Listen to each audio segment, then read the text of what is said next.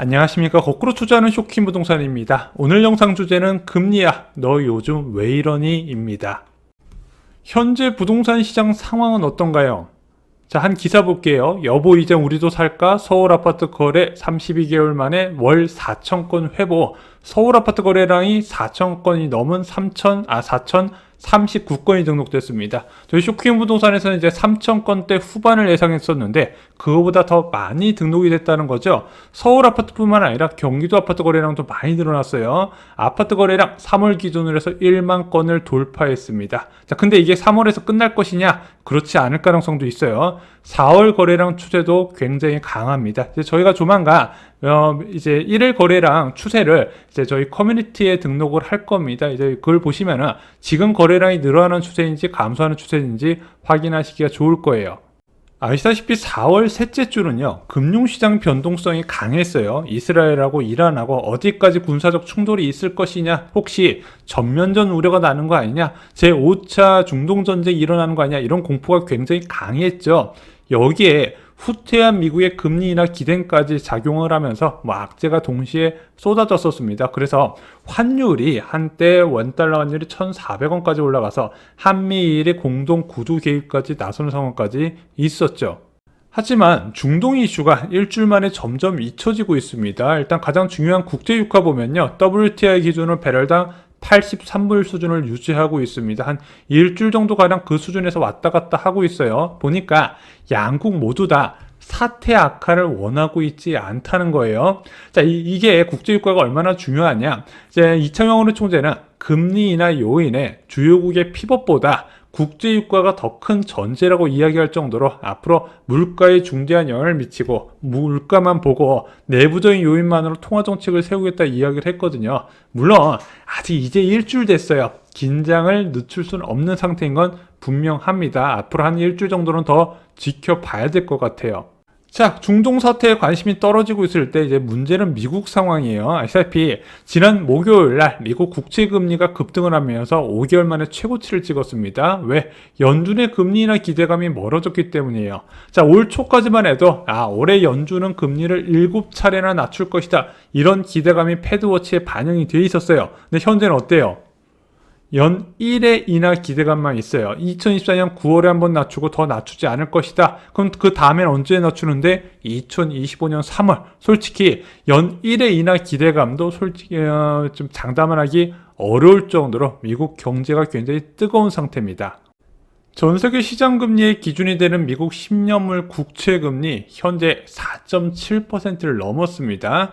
작년 10월 달에 미국 10년 만기 국채금리가 5%를 돌파한 적이 있었거든요. 그게 2007년 이후에 가장 높은 수준이었다고 합니다. 이때 부동산 시장을 뿐만 아니라 주식시장, 코인시장 다 타격을 받았어요. 근데 그 고점과 현재가 지금 불과 0.3%포인트밖에 차이가 안 난다는 겁니다. 자, 쉽게 생각해봐도 채권 금리가 4.7%면 주식이나 코인 하는 것보다 그냥 채권 사놓는 게 더 낫지 않을까, 이런 생각을 할 수 있다는 거죠. 한마디로 부동산이나 주식이나 코인 같은 위험자산의 선호 현상이 줄어든다는 뜻도 된다는 겁니다. 자, 그럼 현재 한국 시장 금리는 어떠냐? 부동산 시장에 가장 영향을 주는 두 가지 금리가 있다 말씀드렸죠. 첫 번째, 은행채 1년물 금리, 얘는 전세자금 대출과 그리고 변동형 주택담보대출 금리의 기준이 됩니다. 4월 1일 날 3.56%에서 3.67%로 한 11bp, 이제 0.11%포인트 올라갔어요. 참고로 은행채 1년물 금리는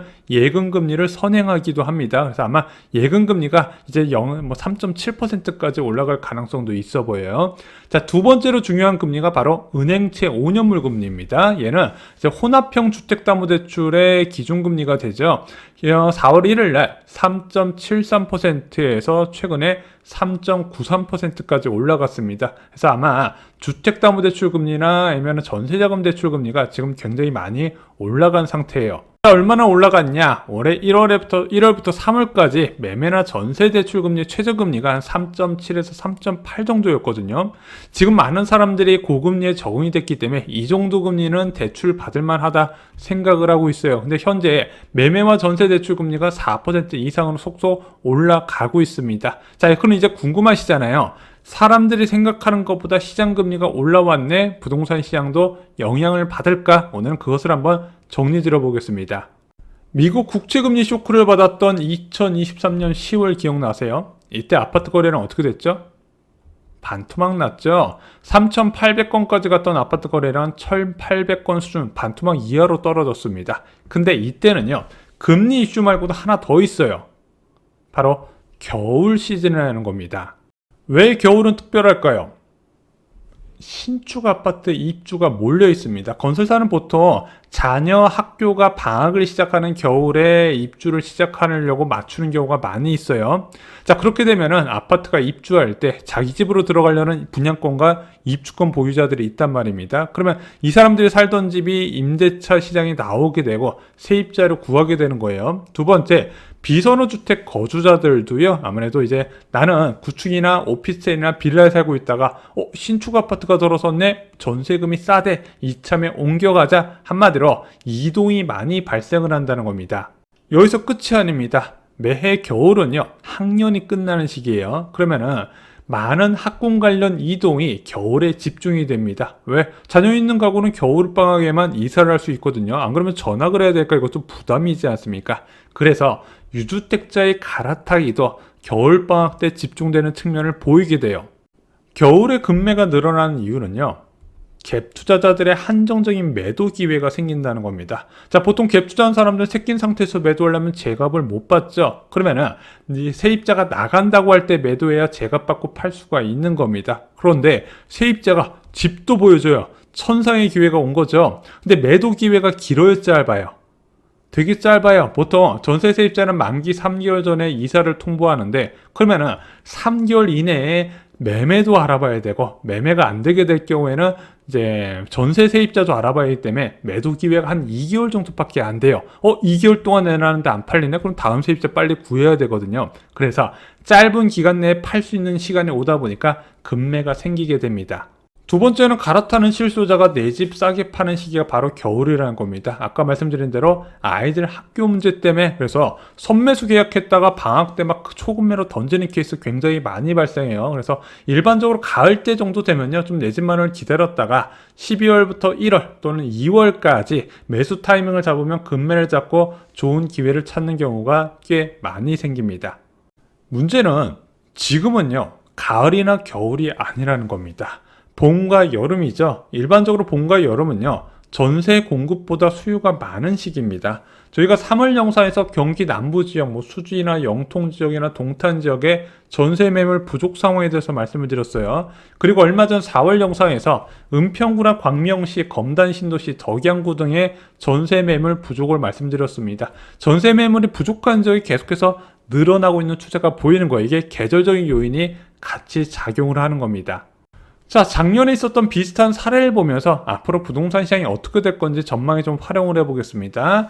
자, 작년 3월 2일 날 한국 국채 5년물 금리가 3.9%를 넘게 치솟아 버립니다.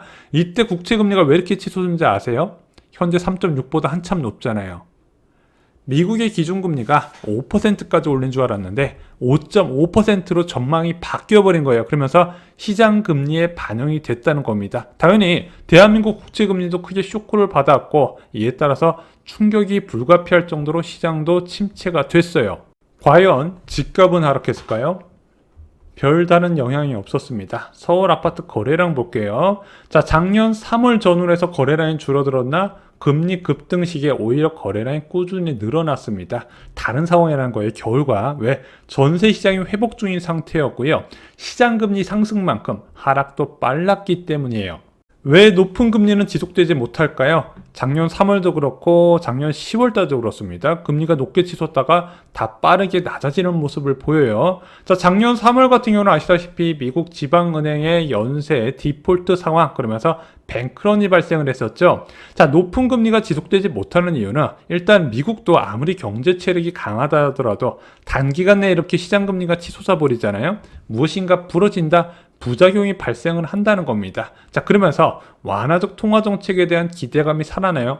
다시 고금리를 장기간 유지하는 게 아니라 금리를 낮추지 않을까, 이런 기대감이 발생하면서 채권 금리가 빠르게 떨어지고 결과적으로 위험자산, 부동산을 포함한 위험자산에 자금이 들어온다는 겁니다.